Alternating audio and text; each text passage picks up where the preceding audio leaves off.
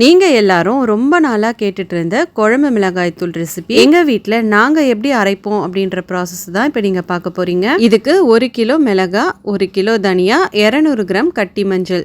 இதை வெயில்ல 2 இல்லைன்னா 3 நாளைக்கு நல்லா காய வைக்கணும். எங்களுக்கு இங்க புறா தொல்லை ரொம்ப ஜாஸ்தியா இருக்கிறதுனால இந்த மாதிரி ரொம்ப மெலிசான ஷாலை மேலே போட்டு இதை சுத்தி துணி காய வைக்கிற கிளிப்பால சீல் பண்ணிடுவேன். இதனால தூசி படியாமலும் இருக்கும், பறவைங்க கிட்ட இருந்தும் பத்திரமா இருக்கும். இப்போ வறுக்க வேண்டிய பொருட்கள்லாம் என்னென்னு பார்த்துடலாம். 100 கிராம் பச்சரிசியை நல்லா வறுத்துட்டு ஒரு பிளேட்ல சேர்த்துக்கோங்க. 75 கிராம் கடலைப்பருப்பு, இதையும் செவக்க வறுத்து சேர்த்துக்கோங்க.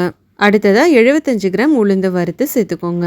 50 கிராம் கடுகு, 50 கிராம் வெந்தயம், இதையும் நல்லா செவக்க வறுத்து சேர்த்துக்கோங்க. 2 கைப்பிடி கருவேப்பிலையை நல்லா வாஷ் பண்ணிட்டு உள்ளேயே ஆற வச்சிருந்தேன். இதையும் பேன்ல சேர்த்து நல்லா கிறிஸ்பி ஆகுற வரைக்கும் ஃப்ரை பண்ணிக்கோங்க. கடைசியா 50 கிராம் மிளகு, 50 கிராம் சீரகம், இதை வறுக்க வேண்டாம், ஒரு நாள் வெயில்ல காய வச்சு எடுத்தா போதும். மிளகா தனியாலாம் 3 நாளைக்கு நல்லா காஞ்சிருச்சு. இதை அரைச்சி எடுத்துக்கலாம். தனியா, மஞ்சள், நம்ம வறுத்த பொருட்கள் எல்லாமே ஒரு பக்கெட்ல சேர்த்துட்டு இதை எல்லாத்தையும் மில்லில் கொடுத்து அரைச்சி எடுத்துக்கலாம். அரைச்சதும் ரொம்ப சூடா இருக்கும். அங்கே ஒரு 15 இருந்து 20 நிமிஷம் ஆற வச்சு அப்புறம் பக்கெட்ல போட்டு எடுத்துட்டு வந்தீங்கன்னா ரொம்ப நாளைக்கு நல்லா இருக்கும். இந்த குவான்டிட்டி மிளகாத்தூள் எங்க வீட்டுக்கு 2 மாசத்துக்கு வரும். வெஜ் அண்ட் நான்வெஜ் கிரேவிஸ் எல்லாத்துக்குமே இந்த மிளகாத்தூள் தான் யூஸ் பண்ணுவோம். கண்டிப்பா ட்ரை பண்ணுங்க. தேங்க்ஸ் ஃபார் வாட்சிங்.